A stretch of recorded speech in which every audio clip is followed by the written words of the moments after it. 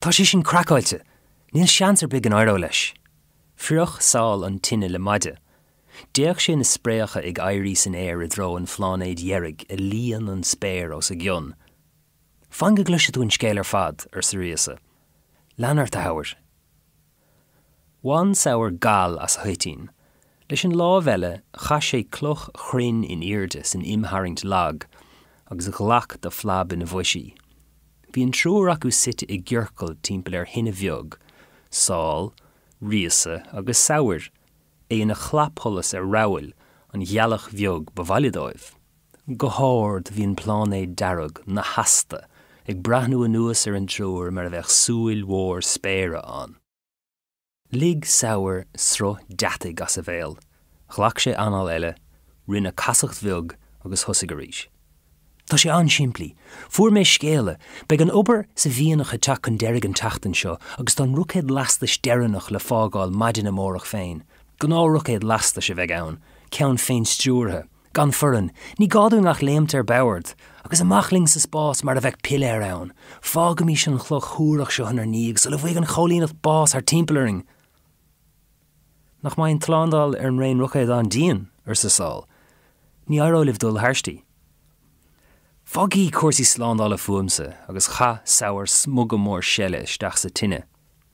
Agus céis a deall is stúrigh an ruchéad má airlíonn dul steachán ar churbe, tusa an a díafrigh sáil. Bhain saoir gal eile as a hitín agus cheann sé a chraim ar an gluch. Bhínig mé seo ar fad hana ruchéad féin stúrtha a bheith ann. Ní bhaid deacracht ag riasa an incin héirga chumasú agus túraigh an riomhar is stúrtha chuig an stáisiún spáismuid, be deise na glór sleanú istachan sin sa stáisiún féin nuair thiochamid có fada leis. Ní bheith éon súlach go mbeidh duine bith ar bord, mar sin ní bhaid si dá lurg. Ó, táil lig ar sa sáil. Níachim si go mbeidh gágah lumsa mar sin, is cumala má chuirtar raisisteach sa frisún sibh nó má aon sibh bás an bus sa spás. A chu mó héamh sa de? Ní hastíú an bant na pórta bheagam leis an taifeáid seo. Has saoir go tuban. Bhfuil is go a háil, is cláirethú, DJ Disco. Rinn sé gáir a searbh. Beidh tusa sáinithe ar an gluch seo go brach na brethe. Tastín weim sé fágáil chumá le duine be, ar sa sáil, gan breanú ar hair. Ach ní ar meach sin agus ní leatsa. A háil, goile. Rug rísa graim ar a láimh. Cai tú teacht an éanachling, ná fan go dtíon nó mé déirnach, is gearnach mai saoir bithe an seo. Has sáil agus haring sé a lámh ó chraim riasa. Thiontaigh sé an Tine chnámh agus bhreanig amach ar an gcathair. Bhí idir ar bhullach conic i muis san násach, ach ar beag taobhmud a phríomhchathair na cholíneachta. Bhí sail sé gealan na cathrach ina linnear ar bhreat dubh an ásaigh futhú. Nach bránach an raircé is muoinnig sáil. Tógad an trúr acu ar an ngealach seo, sa chathair sin híos, ach bhí leath na cathair tréige inis, agus na daoine bhí fáca, bhí idir a déanamh trein iireachtaí a ágáil cholua agus a béidir, so le diteach an cholíonacht ar fad as a chéile ina rac an rialach, ach níor sé cóhéasca sin, bhí price na dicé de bhadrá ord, agus bheag duine a bhí fáca ar dóhan airgad acu le héalú. Seo, cuileú éit a háil. Rinne saoir iireacht gáir a gealaíanamh. Bé gáil at gan éras, bhain sé gáil mhór as a hitín. Sé chuihfuil sé, ní airá lum an tlándal a chur óhá, tuigeann tú, gan méirleoir duine éigin atá glán, duine éigin nach bhfuil a chuid sunraí ag na pólíní. Ó, tuigim an isisiú, agus lig sáil osna. A háir, bhí rísa ina seasamhanis, chas sí chuig sáil. Ní mar sin atá sé ar churbe a háil. Cá tú teachling, tám sé géirí go dtugad tú in éanachling. Mar sin tá sé a gan áras ar sa saoir. Tarlíonn go tú úsáideach doing agus má tá splanc céile ar bit anat tapáid tú an deis agus í a gut. Ní há néachar ar sa riasa agus ag siúil timpeall na Tine i dro hair.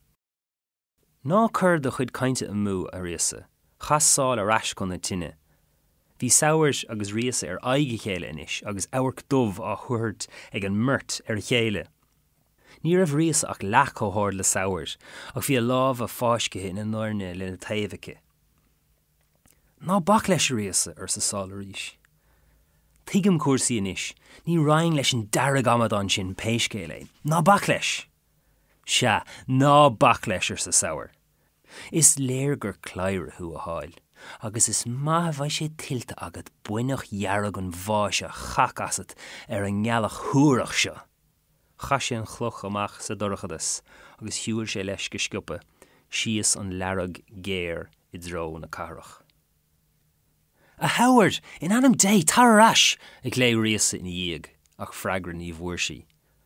Chúlad ar trust Howard ar ghaineh an bhóthar agus an sin hit ciúnas ar an ihe.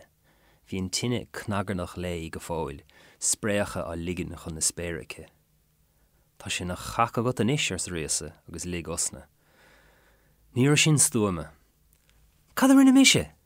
Well, ní críoch na aige sin latsa go fáil ar sa riasa. Tá agla orm a bhicó nach cuacha tú a dhearg go fáil. Dhic tú as.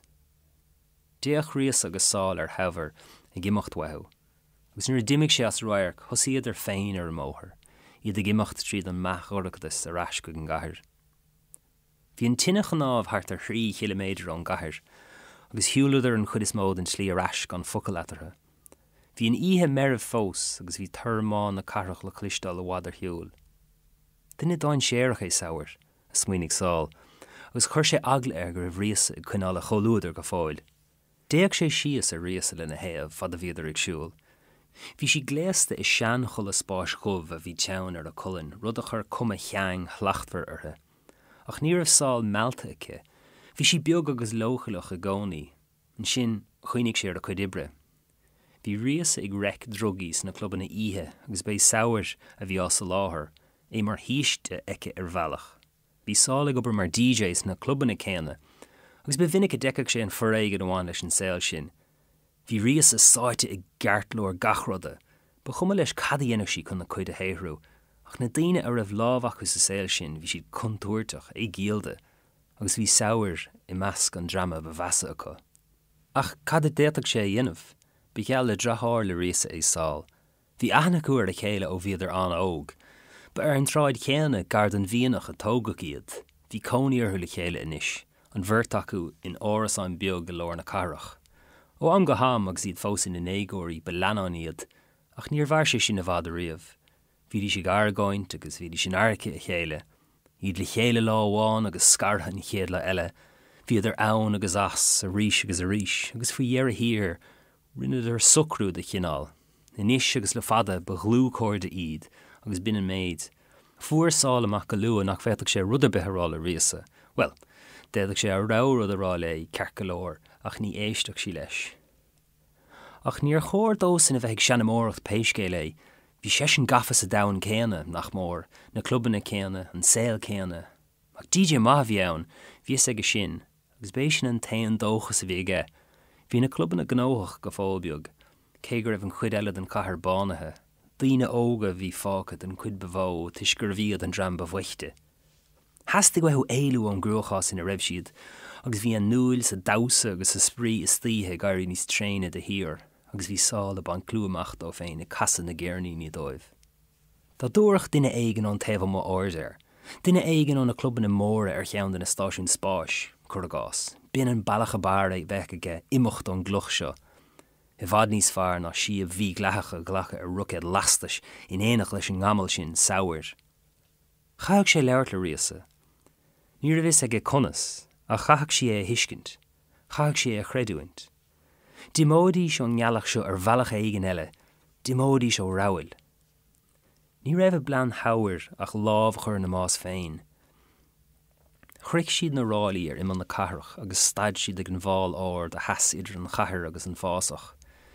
Déach rias sa suas ar hall agus í mion ghóir ar a haigeice, lunrig solas dearag an flánéid mhór na súla. An bheice méid an globthú. Feici cínte ar sesin. Cai mé céirní ní ála an órasán ach ní bhaid mé wad. Déach sé orthaí agus í a drapa thar an bháil agus ag imeacht le isteach sa chathair a dro an chlub. Cai mé leabhart le dúirt sé leis féin arís. Léamh sé thar an gláann sin agus thosaigh ag imeacht síos an bóthar a dro an órasáin.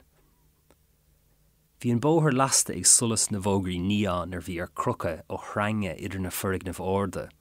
Bhí idir é siúil a gcónaí agus iad a caiicí lo, Cé go raibh na siúpaí a bhí á bhógart go dúnta inis. Bhí sáil fechailech agus é glúiseach trí na sráid na fullabh.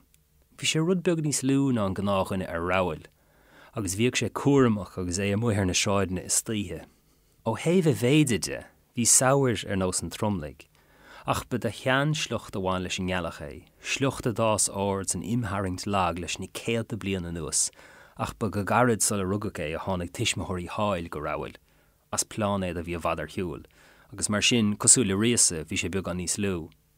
Bhí sé gléasta mar banós leis, grúig beartha go gear agus éadaí lumthaigh dumha.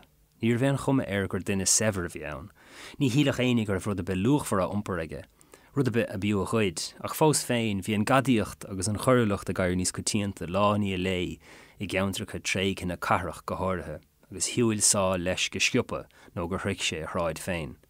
Déach sé in iirde ar na réaltaí agus ar ír na spéire, hí an ganimhlach ag oscailt amach ribhe agus tháinig sé solas an rion rucéad, beag an ó heas ón áit ar raibh